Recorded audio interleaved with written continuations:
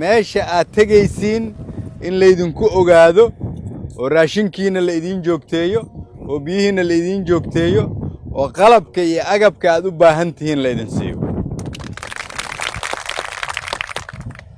waqtiin ciidamadeena sabiib jooga ama kuwa bariira jooga ama kuwa meel kale aan geynay dhaqankeena shaqo inuu isbedelayo waa ogtiin Soomaa hadda dhaqankeena shaqo inuu isbedelayo cadawgu inay dareemeen Sooma ogidina waxaan rabaa oo aan maanta idinkugu imid inaan idin cadawga ala dagaalamaysan qada ka shaqeynaysaan naftiina soo hurteen waxaan idinkugu bishaareynayaa laakiin inay hadda joogto dawlad diyaar u ah xuquuqdiina inay joogtayso laakiin xuquuqda askari walba si loo joogteeyo sida aan hore u iri haddana aan ku soo celinayo askari walba waa inuu diiwaan gashan yahay number leeyahay meeshii lagu og yahay uu ka shaqeeyo si loo kala duwo kuwa shaqeeya iyo kuwa aan shaqeyn askari walba oo loo diraayo shaqo ama khatar loo diraayana waa in loo dhameystiraa agabkiisa si loogu dhammeystiro waan ciidanka xoogga dalka Soomaaliyeed ay leeyihiin maamul hufan kala dambeeya oo ka madax bannaan musuqmaasuq hadii Ilaahay yiraahdo haddii ay jirniyad waxaan rabaa inaad qalbigiina adkaysataan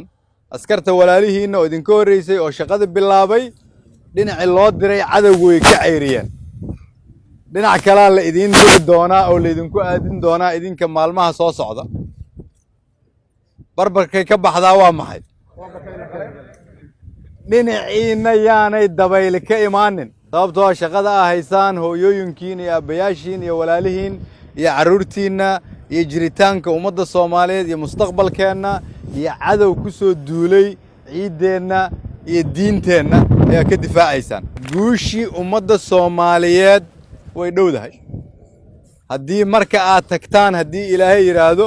qof idinkeedin kamid ah xuquuq ka maqan tahay ama agab aad u baahan tihiin ay idinka dhiman yihiin waa kan taliyo odawaay aniga toos ah ila soo xiriiro taariikhdii la soo dhaafay marka aad ha ugu mashquulina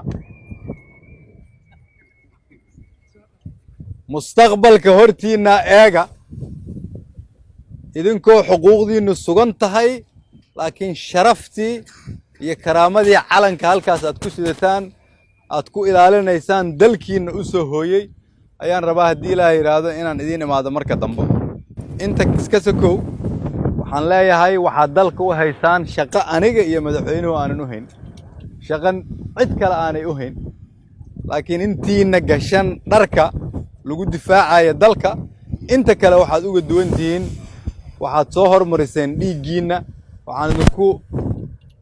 idinkugu hambalyeynaa inaad sidaas yeesheen laakiin waajib wuxuu naga saaran yahay xuquuqdiina inaan idin siino hal arrin oo kale aan rabaa inaan u sheego askarta walaalihiin iyo saaxiibadiina u sheegtaan in xuquuqdiina heshaan waa shaqadeyda iyo tan madaxweynaha waxa ugu muhiimsan laakiin xuquuqdiina waa inuu jiro nidaam sax ah oo la idinku siiyo soo sax ma sidaas aan isku ogaanaynaa waa idin soo duceynayaa Ilaahay ha idin dhib yareeyo shaqada aad aadaysaan waa idinku tashanaynaa waxaan rajeynayaa idinkoo guul keenay inaan idin imaado waa mahadsantiin